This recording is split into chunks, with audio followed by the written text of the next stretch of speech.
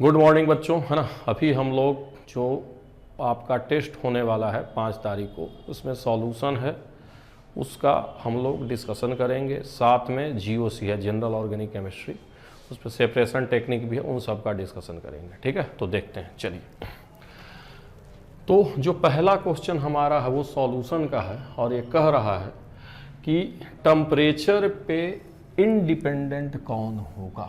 ठीक है, तो अगर हम टेम्परेचर इंडिपेंडेंट की बात करेंगे तो मोलालिटी होगा, क्योंकि ये क्या होता है, मास, मोल होता है ऊपर में और नीचे में क्या होता है, मास, केजी में होता है।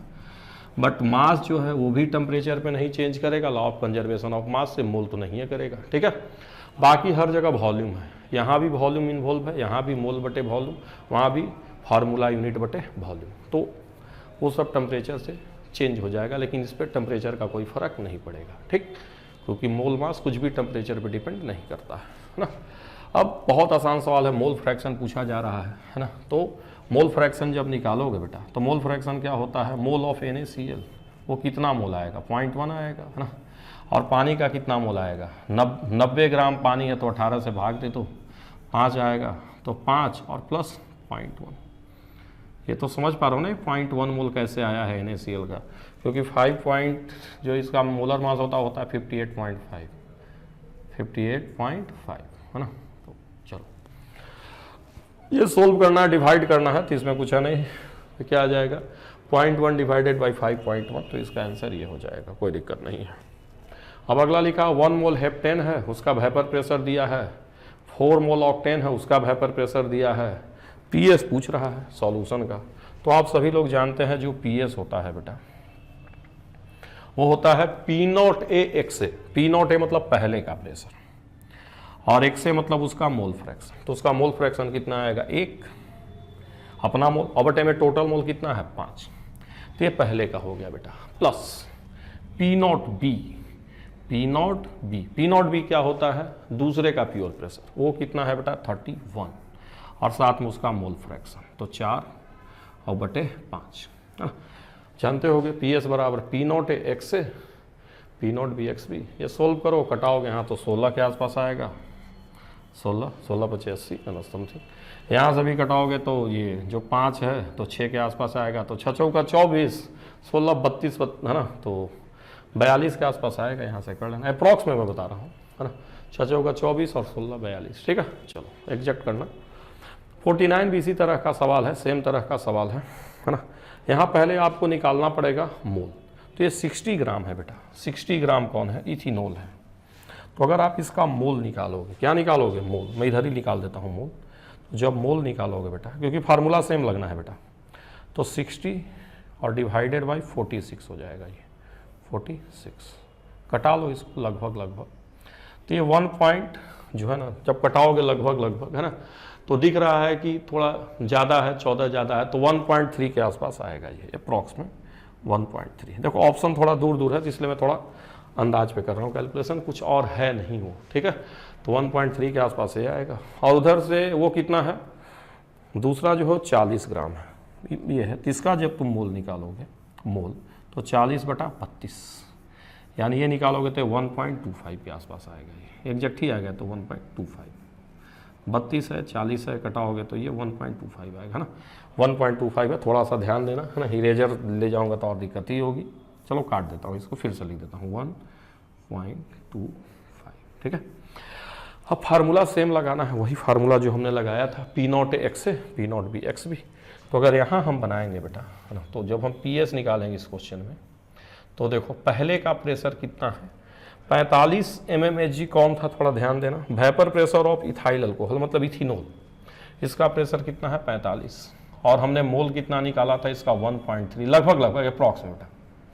ठीक है, अप्रॉक्स हमने 1.3 निकाला था मोल, और अगर हम बटे डिवाइड करेंगे, है ना, तो टोटल मोल जो है 1.3 और 1.25, ये लगभग आएगा 2.25 नहीं 55, 1.2 में 1.3 टोलोगे तो 2.55 आएगा बेटा, 2.5 और 5।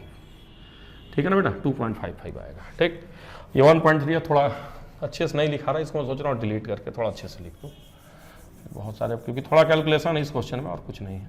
ठीक ना, तो थोड़ा सा मैं इसको लिख दे रहा हूँ अच्छे से। ठीक है, चलिए फिर से मैं लिखता हूँ PS यहाँ पे।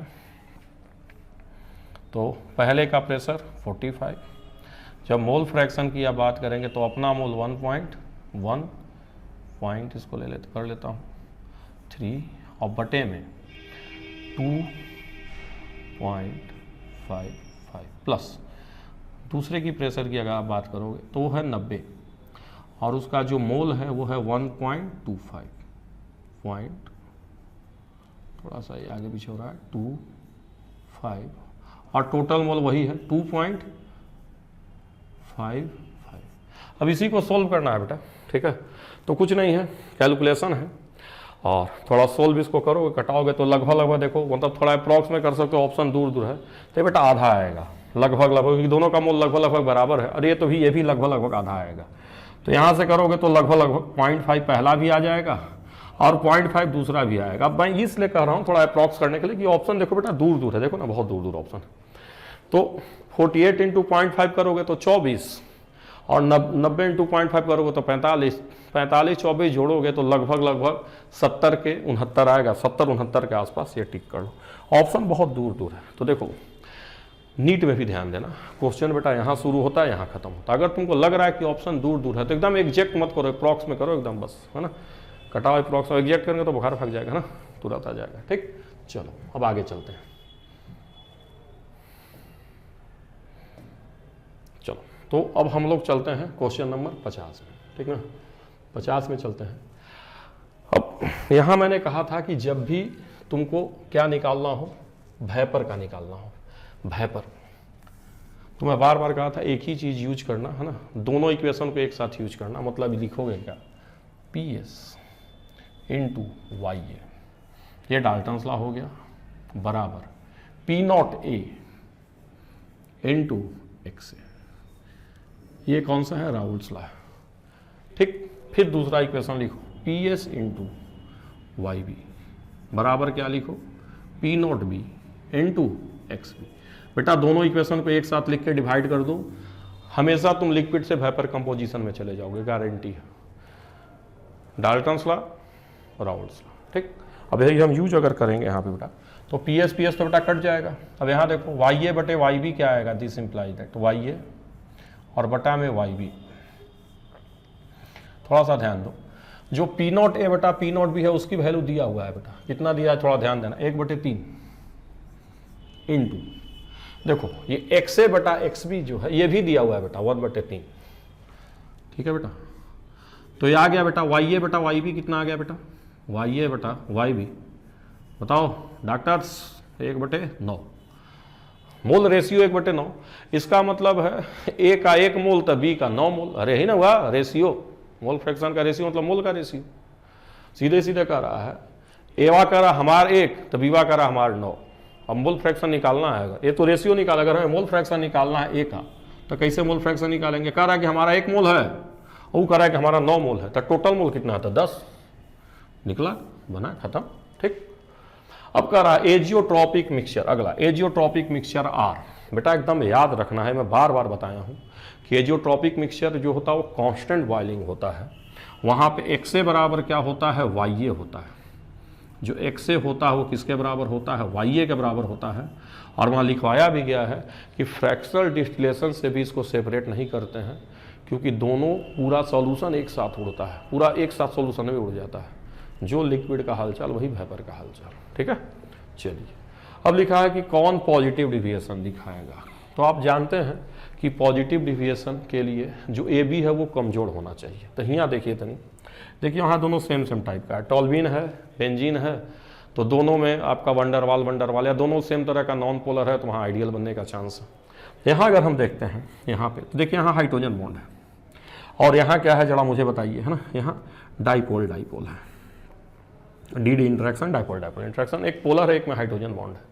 तो इन दोनों को अगर हम मिलाएंगे, इन दोनों को, तो यहाँ पे क्या होगा, इसका हाइड्रोजन बॉन्ड को हमें तोड़ना पड़ेगा भाई, हाइड्रोजन बॉन्ड टूटेगा तभी तो ये भी मिलेगा। तो हाइड्रोजन बॉन्ड को तोड़ने में ज़्यादा एनर्जी चाहिए, समझ रहे हैं, पहले बॉन्ड तोड़ेंगे तब तो बनाएंगे, और स्ट्रॉन्ग बॉन्ड हमें तोड़ना है हाइड्रोजन बॉन्ड को, और फिर बनाएंगे तो इन दोनों के बीच में तब बनेगा हाइड्रोजन बॉन्ड, लेकिन कम बनेगा क्योंकि ये हाइड्रोजन बॉन्ड अपने से बनाएगा नहीं, ये आपस में बनाएगा ढेर सारा।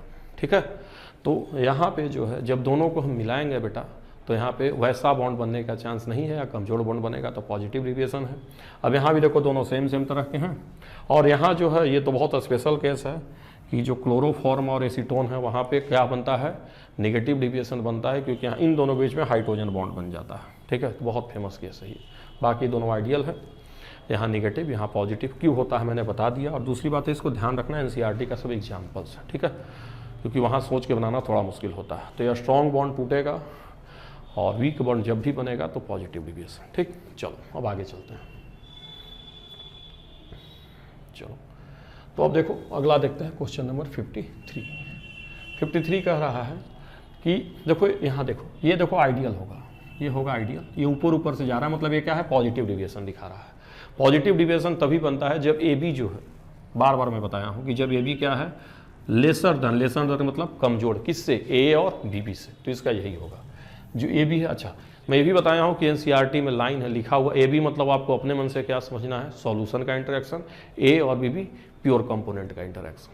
ठीक है, तो ये आपको ध्यान रखना है। प्रीवियस ईयर में भी बहुत सारे ऐसे सवाल दे चुका है और वो लिखा नहीं कि ए किसका है बी किसका है, तो ये सब आपको ध्यान रखना है। ठीक है, चलिए अब अगला क्वेश्चन है जो है ना 54।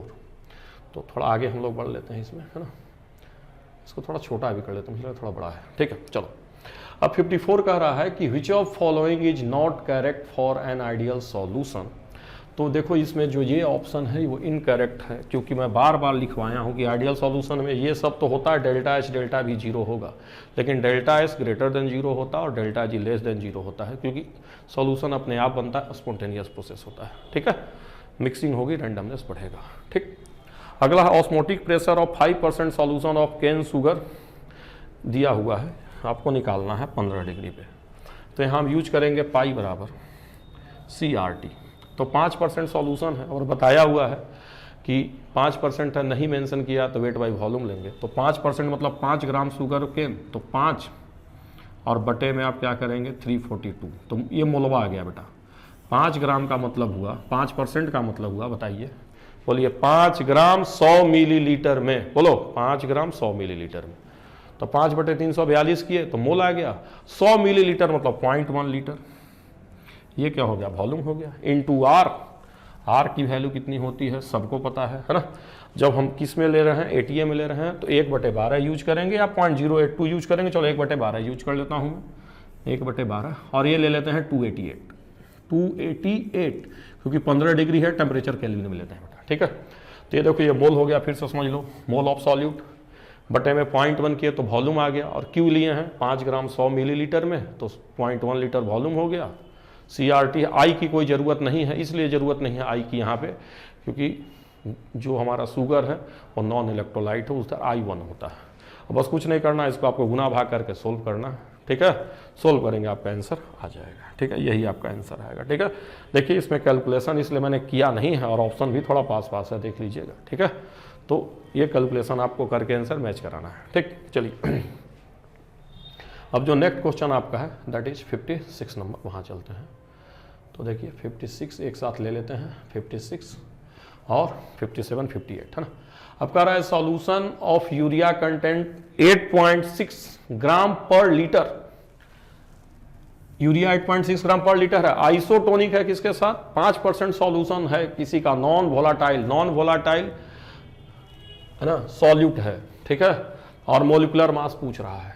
ठीक, तो चलिए अब हमारा जो है यूरिया जो है 8.6 ग्राम है, और आइसोटोनिक सॉल्यूशन के लिए कंडीशन आप सब लोग जानते हैं, पाई1 बराबर क्या होता है, पाई2, यानी ऑस्मोटिक प्रेशर दोनों का क्या होना चाहिए बेटा, बराबर। तो अगर हम यहाँ पे इक्वेशन लिखेंगे है ना, तो यूरिया के लिए क्या लिखेंगे, 8 कितना है बताओ 6 और बटे में 60, ये क्या हो गया मोल, और वॉल्यूम कितना दिया है 1 लीटर पर लीटर, मतलब 1 लीटर वॉल्यूम है बेटा, इनटू RT, R और T। अच्छी बात है कि टेम्परेचर सेम दिया हुआ है। ये पहला बन गया यूरिया का ऑस्मोटिक प्रेशर हमने निकाला है, ये यूरिया का ऑस्मोटिक प्रेशर का एक्सप्रेशन है। ठीक, अब देखो कोई सॉल्यूट है वो 5% है, तो 5 लिखेंगे, क्या लिखेंगे 5, और बटे में क्या लिखेंगे, मोलर मास हमें सॉल्यूट का नहीं पता है, और बटे वॉल्यूम क्या लिखेंगे 0.1 इंटू RT। अब कुछ लोगों के मन में विचार आ रहा होगा, सर ये 5 और बटे एम फिर पॉइंट आर टी का क्या मतलब है। तो मैं बार बार बताया बेटा कि 5% दिया है तो उसको तुम मानोगे 5 ग्राम 100 मिलीलीटर में। तो 5 बचे मोलर मास करोगे तो ये मोलवा आ गया बेटा, और 100 मिलीलीटर का 0.1 लीटर लिखना है, क्लास में बहुत बार बताया गया है। तो आर टी कट जाएगा बेटा, ठीक। और जब हमने 5 बटे में एम किया तो मोल बटे वॉल्यूम मतलब मोलारिटी, और सी आर टी फार्मूले होता है, ठीक। अब इसको कुछ नहीं करना है, बस आपको यहाँ से एम निकालना है। क्या निकालना है? एम निकालना है। तो आप बस इन दोनों इक्वेशन को बराबर करके एम निकाल लीजिए, सोल्व करेंगे। एकदम दूर दूर ऑप्शन है, एकदम अंदाज पे कीजिए, 349 आएगा। फिर से कह रहा हूँ एकदम अंदाज पे कीजिए, समझ रहे हैं, आप वहाँ पहुँच जाएंगे। देखिए बहुत दूर दूर ऑप्शन, बहुत एग्जैक्ट करने का जरूरत नहीं है इसको, समझ रहे हैं। तो अगर जैसे 8.6 है और साथ में क्या है 60 है, तो तुम इसको अगर 9 मानोगे, है ना, तो ये 0.15 आएगा। मतलब होता है ना 9 मानोगे तो 1.5 गुना, अरे 60 और का जो है 0.6 आएगा, 6 रहता तो 0.1 आता, 9 रहता तो 0.15, तो लगभग 0.15 इसको लिख सकते हो, ठीक है। तो ये जो लंबा कैलकुलेशन हो अप्रॉक्स में चला गया, आप कुछ नहीं करना, एम को इधर ले आओ, डिवाइड करो, फट से आ जाएगा ये, ठीक है। तो तुम्हारा ऑप्शन पास आ जाएगा, दूर दूर अप्रॉक्स में कैलकुलेशन करो, मैच कर जाएगा, कुछ करना नहीं है। अब अगला लिखा elevation in boiling point of solution of 10 gram of binary electrolyte, मतलब समझ गए ना, बाइनरी मतलब जिसमें 2 हैं, NaCl टाइप, मतलब ये I = 2 होगा। देखो बाइनरी मतलब NaCl टाइप 2 वाले, टर्नरी 3, क्वार्टरनरी 4, तो बाइनरी लिखा है बेटा, मतलब I 2 हो गया। तो elevation in boiling point of solute 10 gram binary electrolyte, molar mass दिया है इन 100 ग्राम सॉल्यूशन। तो डेल्टा टीबी, तो डेल्टा टीबी जब निकालोगे बेटा, तो बाइनरी इलेक्ट्रोलाइट है तो I बराबर क्या हो गया 2, I इंटू के बी दिया हुआ है ना, के बी, अच्छा के बी निकालना ही है, अच्छा डेल्टा टी भी दिया, के बी पूछ रहा है, के बी ऑफ वाटर इज, तो I इंटू के बी, I इंटू के बी इंटू एम, एम क्या होता है मोलालिटी। अब मोलालिटी कैसे निकालोगे, तो देखो 10 ग्राम है और कितना है ये 100, इसका क्या है बेटा मोलर मास है, तो 10/100 करोगे तो मोल आ गया, 10 ग्राम मोलर मास 100, तो 10/100 मोल। अब बटे में क्या होता है मास, किसका, सोलवेंट का, किसमें, केजी में। तो मास क्या ग्राम दिया है, पानी का 100 दिया है ना, मतलब ये 0.1 हो गया बेटा, कितना हो गया 0.1, तो ये 0.1 ऊपर भी 0.1 नीचे भी कट गया। तो अब के भी निकालोगे तो सीधे डेल्टा टी बी 2 इधर आएगा, नहीं आएगा बटा में 2 आ जाएगा ना, तो इसका आंसर पहला हो गया, ठीक। तो अब अगला कह रहा है average osmotic pressure of human blood दिया हुआ है 37 डिग्री पे, आपसे क्या पूछ रहा है कंसंट्रेशन। तो इसको मैं सोल्व नहीं कर रहा हूँ, बस इक्वेशन लिख दे रहा हूँ, गुना भाग है और बहुत आसान है। तो और थोड़ा देखो अब पास ही डाटा, बहुत दूर दूर तो नहीं है, तो थोड़ा सही से करना, लेकिन कोई बहुत मुश्किल नहीं, आराम से कर ले जाओगे। तो 7.8 तुम्हारा क्या आ गया बताओ, पाई, और बराबर क्या होता है, देखो यहाँ पे ना NaCl है, ध्यान देना है NaCl है, तो I की वैल्यू क्या लोगे, 2 लोगे, I कंसंट्रेशन तुम्हें निकालना है, R की वैल्यू तुम सबको पता है, अगर कह रहा है तो ठीक है, नहीं कह रहा तो 1/12 लेना है बेटा, 1/12, ये I की वैल्यू होगी 1/12 इंटू टेम्परेचर कितना लोगे 310। तो इस पे अप्रॉक्स में अपना है थोड़ा पास लेकिन फिर भी दूर ही है, ये दिख रहा है कि 15 दूनी 30, 15 चूँकि 60 है तो 15 के आसपास देखना है। तो यहाँ अगर इसको इससे कटाओगे बेटा तो 6 आएगा, है ना, और फिर 6 को अगर इससे कटाओगे तो लगभग ये जो है वो 50 के आसपास जाएगा यार, 5 30 50 51 52 जो भी है ना, तो 50 52 लिख देते हैं। फिर 52 को कटाओ यार, तो दिख तो रहा है, यहाँ से निकल जाएगा तुम्हारा सी का वैल्यू, ठीक है ना, यहाँ से कटाओ सी की वैल्यू आ जाएगी, कुछ है नहीं इसमें, ठीक है। 1.5 आएगा, ये देखो 52 है, ये 78 है तो 1.5 आएगा, अरे 75 25 50 75 आ गया ये, ठीक है, कर लेना ये। चलो अब आगे चलते हैं,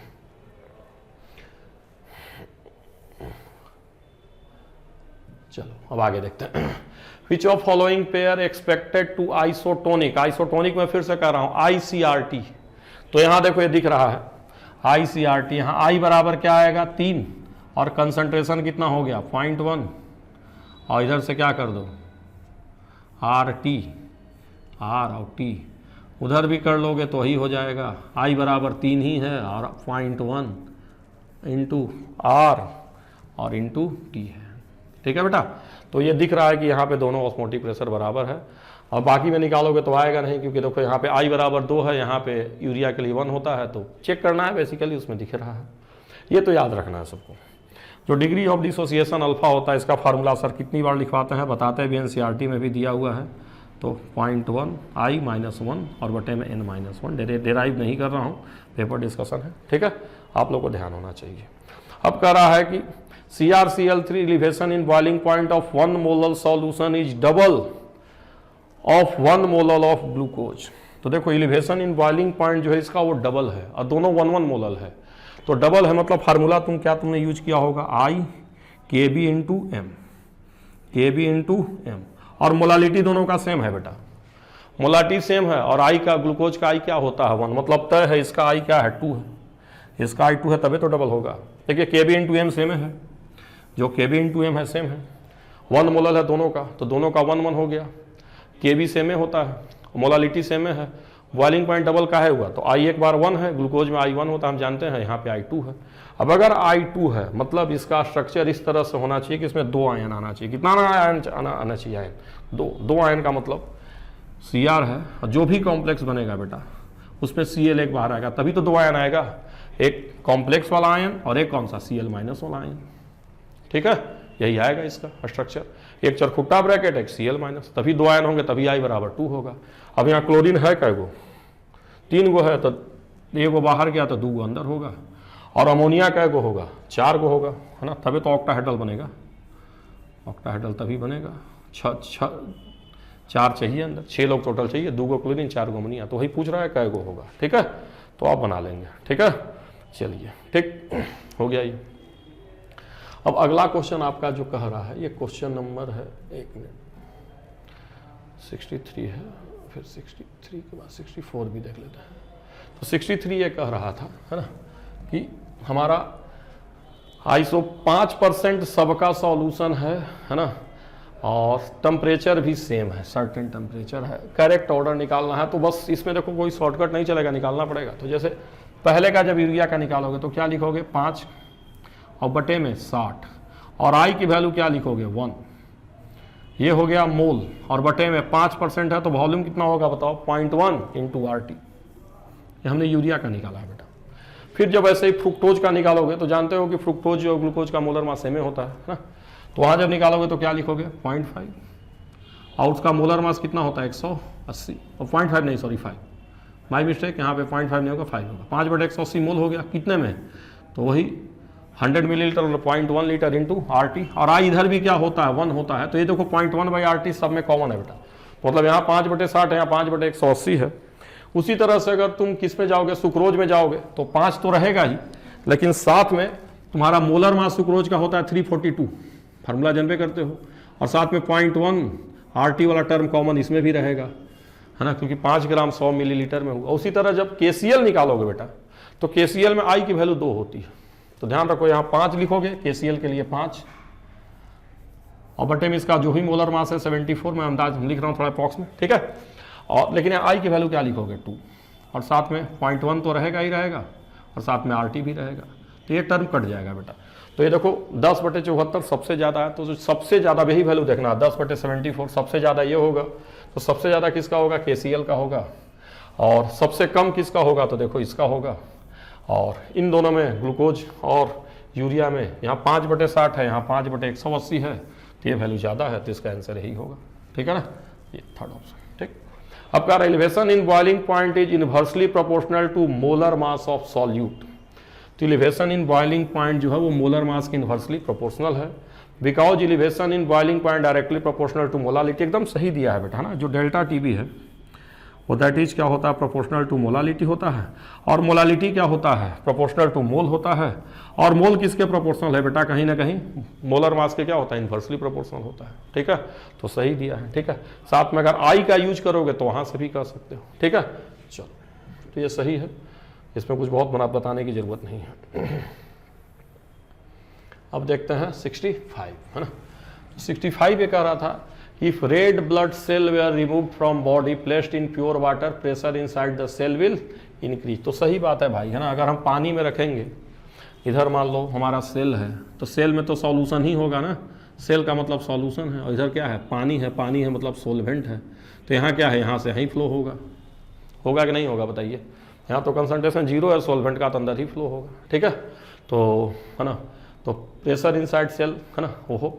अब अगला लिखा है कि concentration of salt content in the cell increase. समझ रहे हैं, ये तो गलत है ना, पानी आएगा तो साल्ट कंटेंट कहाँ से इंक्रीज कर जाएगा, वैसे साल्ट का तो फ्लो ही नहीं होता है, साल्ट कंटेंट सेम रहेगा, कंसंट्रेशन सेल का घटेगा। ठीक है, चलिए ये आपका हो गया। ये क्वेश्चन नंबर कौन सा था, 60। ठीक है, और उसके बाद हम देखते हैं 65 हमारा हो चुका है। ठीक, अब हम लोग यहाँ से थोड़ा सा शुरू करते हैं, ऑर्गेनिक केमिस्ट्री का डिस्कशन है। किसका डिस्कशन है, ऑर्गेनिक केमिस्ट्री का। ठीक है, चलिए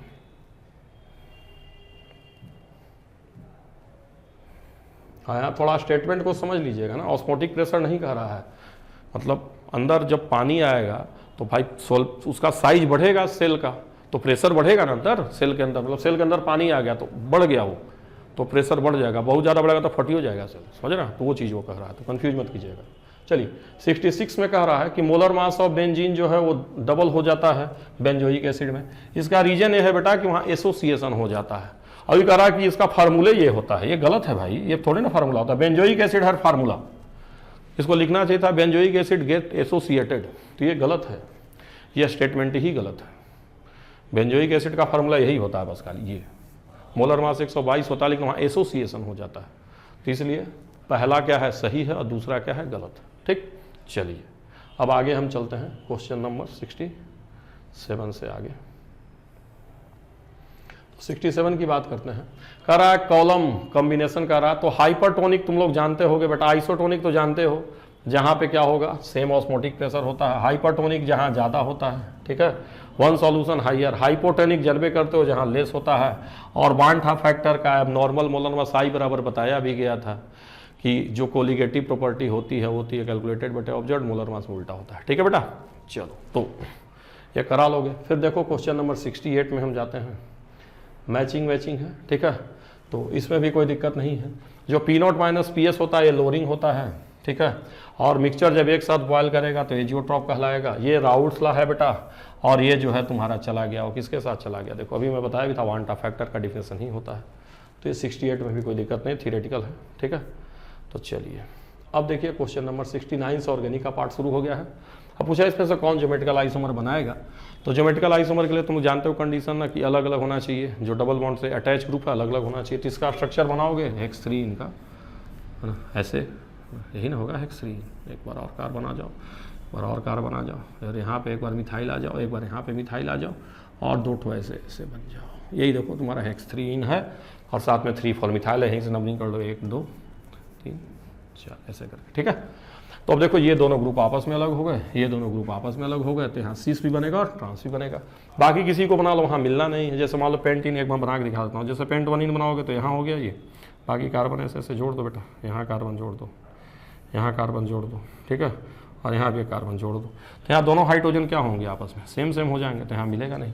तो स्ट्रक्चर बना के देख लेना, 4th आएगा इसका। ठीक है, चलो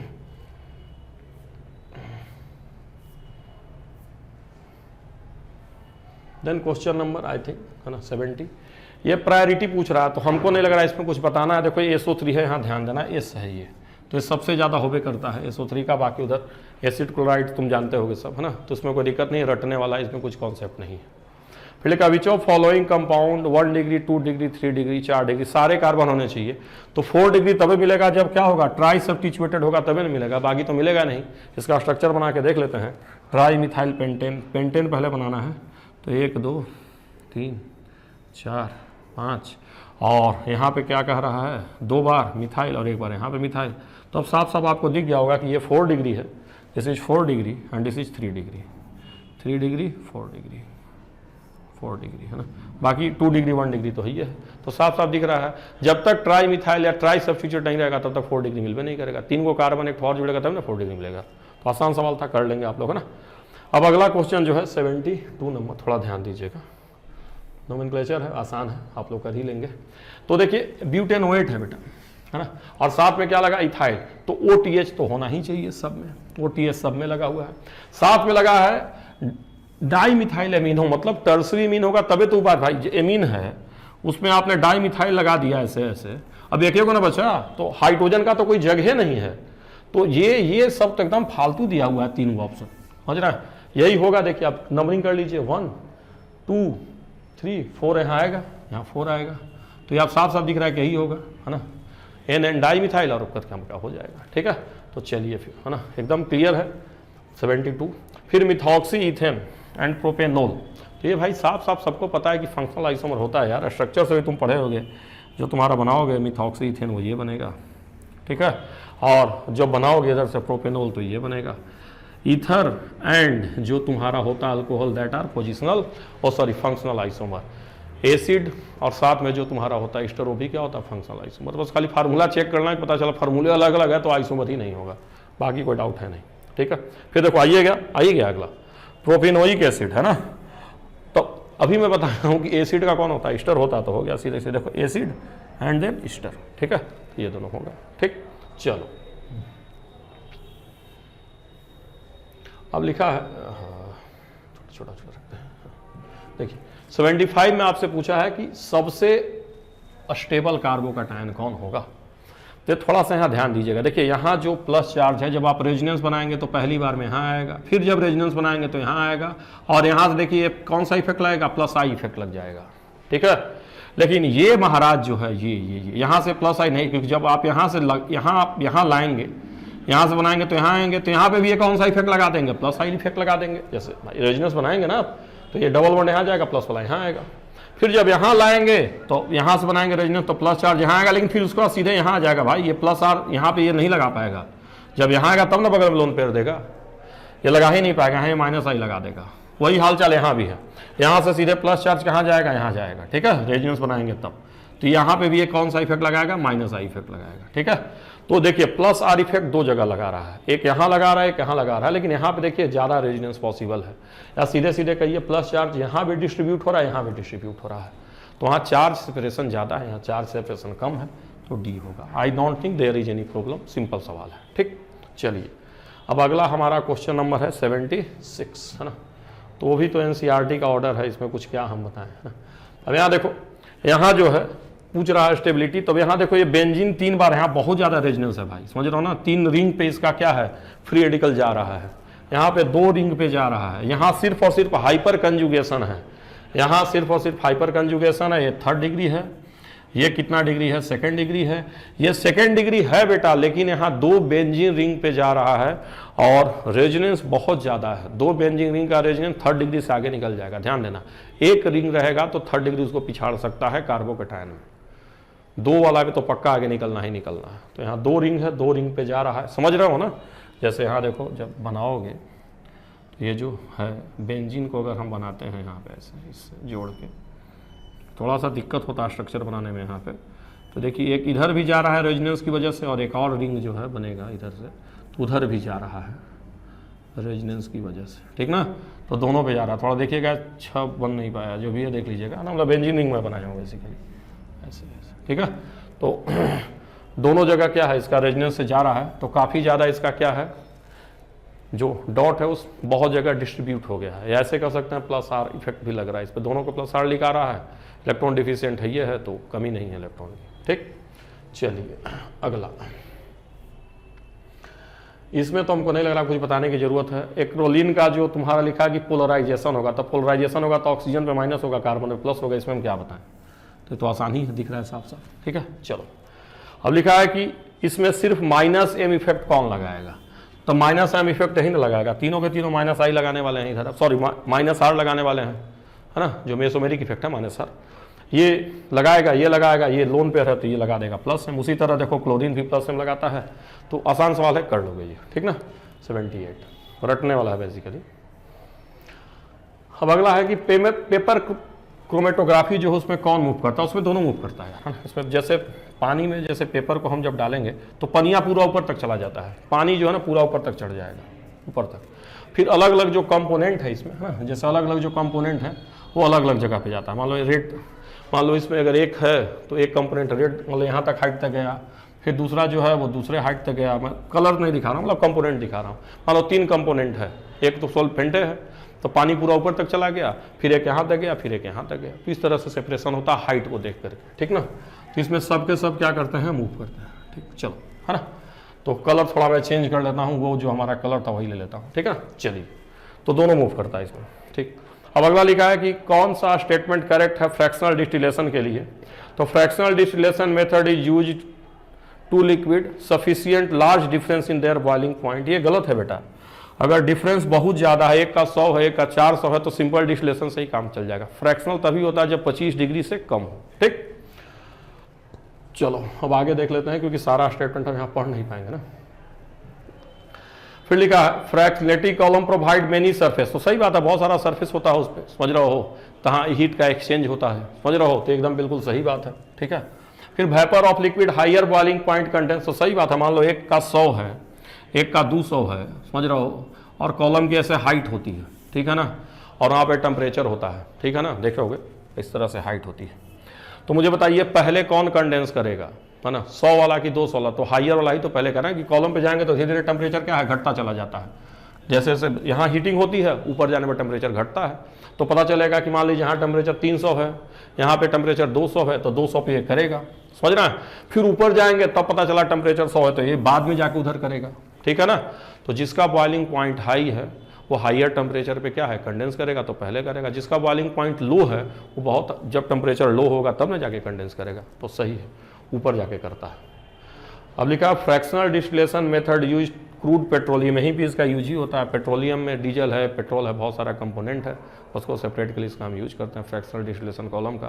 बेटा सारी एनसीईआरटी की लाइन है, इसमें कहीं कुछ बताने की जरूरत नहीं है ना। अब अगला जो है आपका है ना, ये लेसन टेस्ट से सवाल है कि इसमें क्या करते हैं। तो ये देखो एनसीईआरटी की लाइन है, बिल्कुल लास्ट में लिखा हुआ है, समझ रहे हो, कि जब हेलोजन को हमें सेपरेट करना होता है और उसमें अगर हमारा नाइट्रोजन प्रेजेंट है और साथ में सल्फर, क्योंकि तो वो तीनों के लिए यूज होता है, हेलोजन, सल्फर, नाइट्रोजन। तो अगर हेलोजन है तो जाके इसमें करते कुछ नहीं, जैसे कोई भी साठ लिए उसको सोडियम के साथ गर्म करते हैं, ऐसे को सोडियम को गर्म करके लिक्विड बना दिए, उसमें डाल दिया ऑर्गेनिक कंपाउंड को। अब सोडियम है तो क्लोरीन अगर है उसमें, या क्लोरीन ब्रोमीन है तो NaCl वगैरह बना लेगा, फिर तुम Ag डालो तो AgCl वगैरह बन जाता है। यही इसका कॉन्सेप्ट होता है। बट पता चला उस पर तीनों है, ठीक है, तो मान लो उसका क्लोरीन के साथ साथ नाइट्रोजन, ये दोनों भी तो बन जाएगा सोडियम से रिएक्ट करके, तो हम HNO3 डालते हैं ताकि इसको क्या करे, डिकम्पोज कर दे, क्या करे, डिकम्पोज कर दे, और Ag2S और NaCN बनने का कोई चांस न रहे, ठीक है। ये चीज, यही HNO3 का काम है, ठीक है। तो ये एनसीईआरटी की लाइन भी इसको ध्यान रखना है कि अगर सल्फर और नाइट्रोजन भी प्रेजेंट है तो हम क्या ऐड करेंगे, HNO3, ताकि सल्फर और नाइट्रोजन वाले जो सोडियम के साथ बना है कंपाउंड उसको क्या करे, खत्म कर दे, ताकि हमें क्या न प्रिसिपिटेट करके मिले, सिर्फ AgCl प्रिसिपिटेट करके मिले, ठीक है, या AgBr मिले, ठीक है। चलो, तो एनसीईआरटी की लाइन है, याद रखना है। अब देखिए ये जो आपका जेंडाल मेथड है, इसमें कॉन्सेप्ट यही होता है कि हम लेते हैं कोई भी ऑर्गेनिक कंपाउंड और उससे हम उसको अमोनिया में चेंज करते हैं। मतलब ऑर्गेनिक कंपाउंड 5 ग्राम है, इसको पहले आप इस तरह से इसको अमोनिया में चेंज करना है, और इस अमोनिया बेसिक है, इसका हम रिएक्शन करवाते हैं किसी भी एसिड से, HCl भी करा सकते हैं। हमने यहाँ H2SO4 लिया है, तो H2SO4 से हम रिएक्शन करवाते हैं अमोनिया का। देखो पहले कंपाउंड्स को किस में चेंज किए, अमोनिया में, फिर अमोनिया का रिएक्शन किससे करा, H2SO4 से। यहाँ एसिड बेस रिएक्शन हो रहा है, ठीक है। अब यहाँ कह रहा है कि जो है हम बेस भी यूज कर रहे हैं, मतलब एसिड हमारा एक्सेस में है तो साथ में हमने NaOH भी यूज कर लिया है, या कोई भी बेस हमने यूज किया, बेस। तो बेसिकली ये टाइट्रेशन रिएक्शन है। तो यहाँ पे देखो जो H2SO4 है वो बेस को भी खत्म कर रहा है और साथ में अमोनिया को तो खत्म कर ही रहा है बेटा, है ना, क्योंकि H2SO4 को भेजेंगे, जितना अमोनिया रहेगा उसको खा जाएगा, तो कितना H2SO4 खत्म हुआ उससे हमको पता चल जाता है कितना अमोनिया है, ठीक है। लेकिन साथ में हम उधर से क्या यूज कर रहे हैं, NaOH भी यूज कर रहे हैं, बेस भी यूज कर रहे हैं, मतलब ये H2SO4 इसको भी खाया और बचा हुआ एसिड फिर इसको खत्म किया। तो यहाँ इक्वेशन तुम बनाओगे तो जितना H2SO4 का इक्विवेलेंट रहेगा, मैं फिर से कह रहा हूँ, इक्विवेलेंट ऑफ H2SO4 कितना, 100, तो इसको 0.1 ले लेते हैं, बट 1000 कर देते हैं। 1000 क्यों, ताकि ये इक्विवेलेंट है, ये मिलीलीटर में उसको लीटर में चेंज कर ली, इंटू 1 इंटू 2, है ना। ये क्या देखो, वॉल्यूम इंटू मोलारिटी गुना करेंगे तो मोल आएगा, इंटू 2 करेंगे तो इक्विवेलेंट ऑफ H2SO4, यानी इक्विवेलेंट ऑफ एसिड। ये H2SO4 का जितना इक्विवेलेंट है बराबर है ये किसके, बेस के बराबर भी, अमोनिया के बराबर भी। तो यहाँ हम लिख देंगे इक्विवेलेंट ऑफ अमोनिया है, ये समझ लेना, इक्विवेलेंट लिखे हैं, यहाँ मैं E लगा देता हूँ, इक्विवेलेंट ऑफ अमोनिया है ये, प्लस तुम्हारा क्या है, बेस का इक्विवेलेंट कितना है। तो ये भी जो इसका वॉल्यूम जो है सेंटीमीटर क्यूब मतलब मिलीलीटर है, तो लीटर में चेंज करोगे तो 0.12 आ जाएगा, इंटू क्या आ जाएगा ये 1, और इंटू वैलेंस फैक्टर 1 है। तो यहाँ से जब इक्विवेलेंट निकालोगे तुम अमोनिया का, इक्विवेलेंट ऑफ NH3 जब तुम निकालोगे, घटा लोगे इधर से, तो देखो इधर से 0.2 आ रहा है गुना करके, और 0.12 इसमें से घटाओगे तो ये आ जाएगा 0.08। ये इक्विवेलेंट आ गया अमोनिया का। ठीक, अब जो अमोनिया का वैलेंस फैक्टर वो 1 होता है बेटा, क्योंकि देखो इसके पास एक ही H+ लेगा, ये अमोनिया H+ लेकर अमोनियम आयन बनाता है। ठीक है, तो वैलेंस फैक्टर इसका 1 है। ठीक है, एक ही लोन पेयर है, तो इसका जब वैलेंस फैक्टर 1 है तो जो इक्विवेलेंट होता है वो क्या होता है जरा मुझे बताओ, मोल इंटू वैलेंस फैक्टर। और अमोनिया का बताओ जरा क्या हो गया, वैलेंस फैक्टर 1 हो गया, मैं पहले बता चुका है कि H+ लेगा, तो यही तुम्हारा मोल निकल गया अमोनिया का।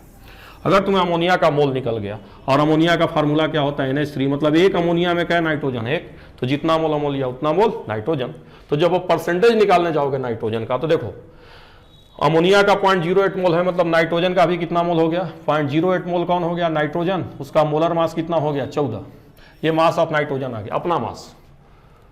मोल अमोनिया का मोल कहो चाहे नाइट्रोजन का मोल कहो, और जो हम नाइट्रोजन का जो मास है उसे हम गुना करेंगे तो 14 आ गया मास ऑफ नाइट्रोजन।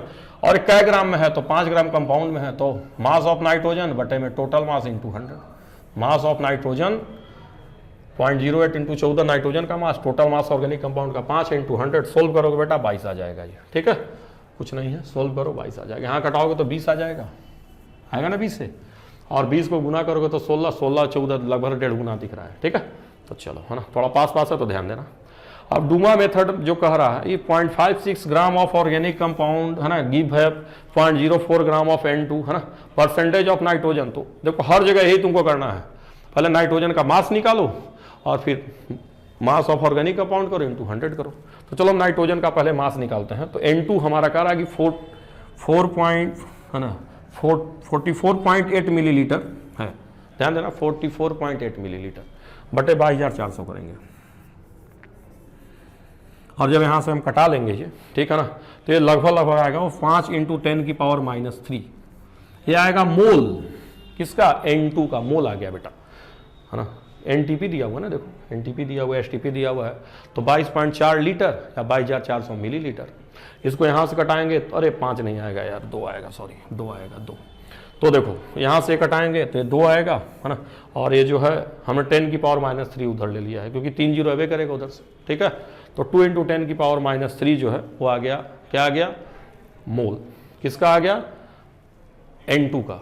अब उसका मोलर मास कितना होता है बेटा, 28 उसका मोलर मास होता है ना। N2 गैस है ना, तो मोलर मास हो गया।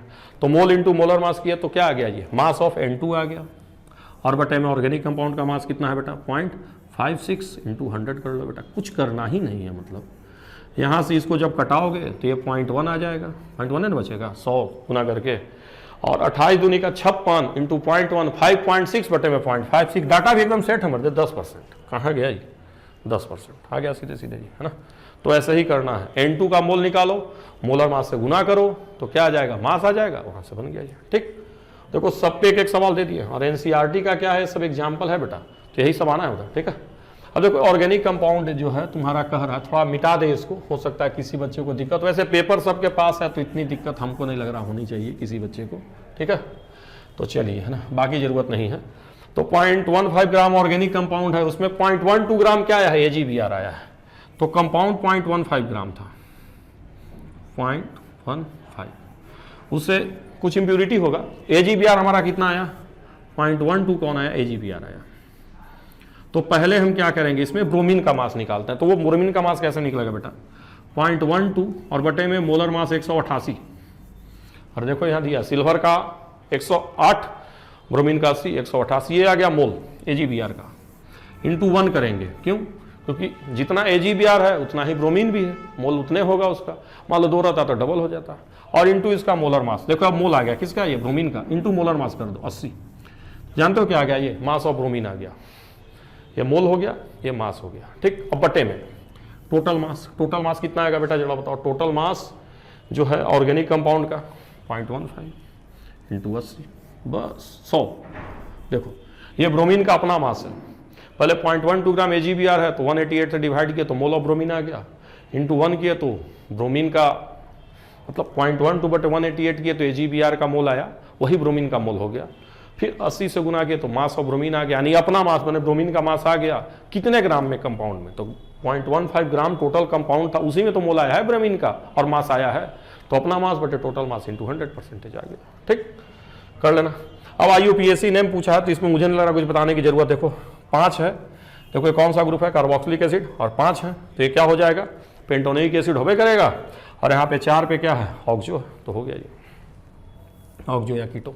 ठीक है, तो हमको नहीं लग रहा इसमें कुछ बहुत ज़्यादा बताना था। अब देखते हैं क्वेश्चन नंबर 86।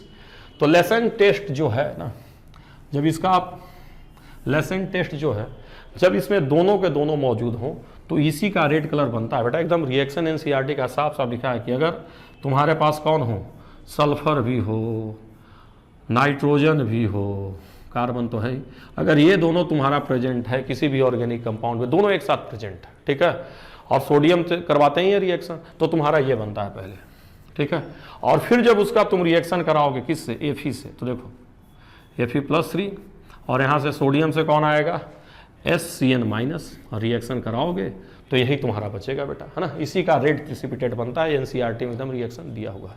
ठीक है, तो ये कंफर्म करता है कि इस कंपाउंड में सल्फर और नाइट्रोजन दोनों है। ठीक, अब करा जेंडाल मेथड जो है वो किसके लिए यूज हो सकता है, तो सिर्फ इसके लिए यूज होगा, एजो कंपाउंड के लिए, नाइट्रो कंपाउंड के लिए, और अगर नाइट्रोजन रिंग में है तो यहाँ पे कौन सा टेस्ट, जेंडाल टेस्ट नहीं यूज हो पाएगा। देखो यहाँ नाइट्रोजन सब में है, जेंडाल टेस्ट नाइट्रोजन के लिए ही होता है, लेकिन एनसीईआरटी में साफ साफ लिखा है कि नाइट्रोजन अगर रिंग में है या एजो कंपाउंड में है या नाइट्रो में है तो वहाँ जेंडाल टेस्ट यूज नहीं हो पाएगा, क्योंकि यहाँ से अमोनिया नहीं बनेगा, और जब अमोनिया नहीं बनेगा तो H2SO4 से रिएक्शन कैसे होगा एसिड बेस का। ठीक है, तो इसको बेटा याद रखना, मैं कह रहा हूँ रिंग के बाहर नहीं, रिंग में है, एजो कंपाउंड है, नाइट्रो कंपाउंड है। एनसीईआरटी की लाइन है, लाइन से सवाल बनाए हैं, पेपर अच्छे से कर लोगे तो ऑलमोस्ट तैयार है एनसीईआरटी तुम्हारा। ठीक है, चलो, मतलब सॉल्यूशने देख के कर लोगे तब वो काम चल जाएगा। ठीक है, चलो अब अगला जो है क्वेश्चन नंबर 88। तो ये तो कॉमन नेम को मैच कराना है, तो हमको नहीं लग रहा इसमें कोई दिक्कत है, तो जानबे करते हो कि नियोपेंटेन होगा, है ना, ये सब लोग जानते हैं कि एनिसोल होगा, है ना, इसको कोई कॉन्सेप्ट नहीं है। एन प्रोपाइल अल्कोहल है, ये है एस्टोफिनोन है, ये हम क्या बताएं इसमें, समझ रहा हूँ, कॉमन नेम है, साफ साफ है ये। चलिए देन